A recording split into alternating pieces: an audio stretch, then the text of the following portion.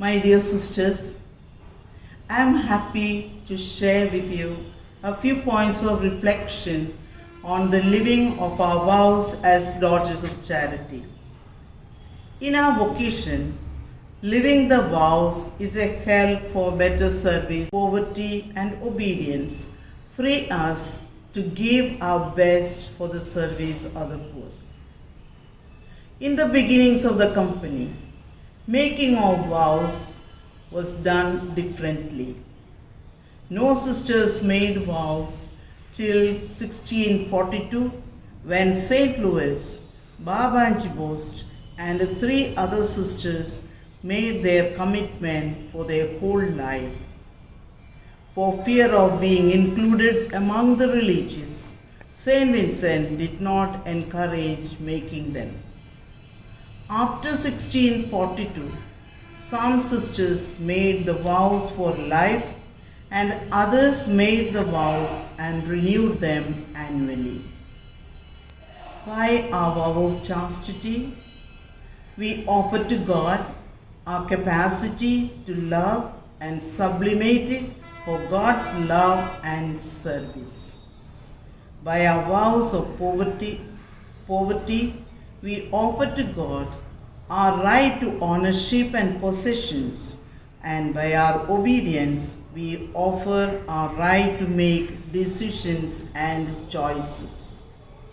In short, it is a call to sublimate our God-given gifts to God Himself and the poor.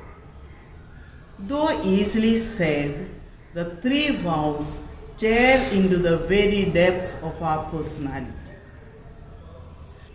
For me, as a consecrated person, universal way of loving is the only way to be able to give attention to every person God brings in my life.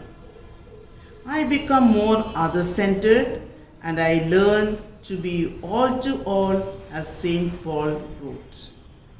In this way, I become emotionally independent, less controlling over or controlled by others, and become more gentle, giving space and freedom to others. Yes, for this we need a lot of emotional and social maturity, which we learn at the school of Jesus. By the vow of poverty, we surrender to God our right to possess. I have nothing of my own. I opt for a simple lifestyle, using all that the company gives me. I use them as long as the company wants me to have them for the service. I become flexible, accept difficulties, adapt myself to situations, persons, places, all for better service of the poor, uniting myself with the suffering and needy world. Obedience helps me to seek God's will, which becomes manifest through the cries of the poor, the calls of the church, signs of the times, and the constitutions.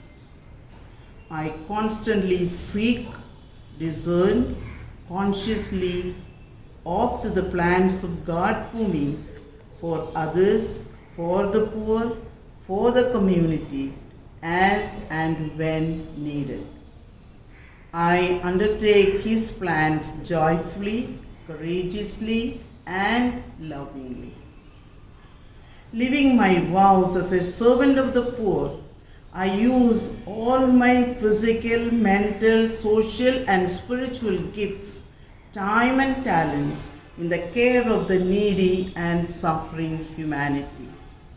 I undertake to serve like Jesus, humbly, gently, and lovingly, undertaking all the sacrifices required.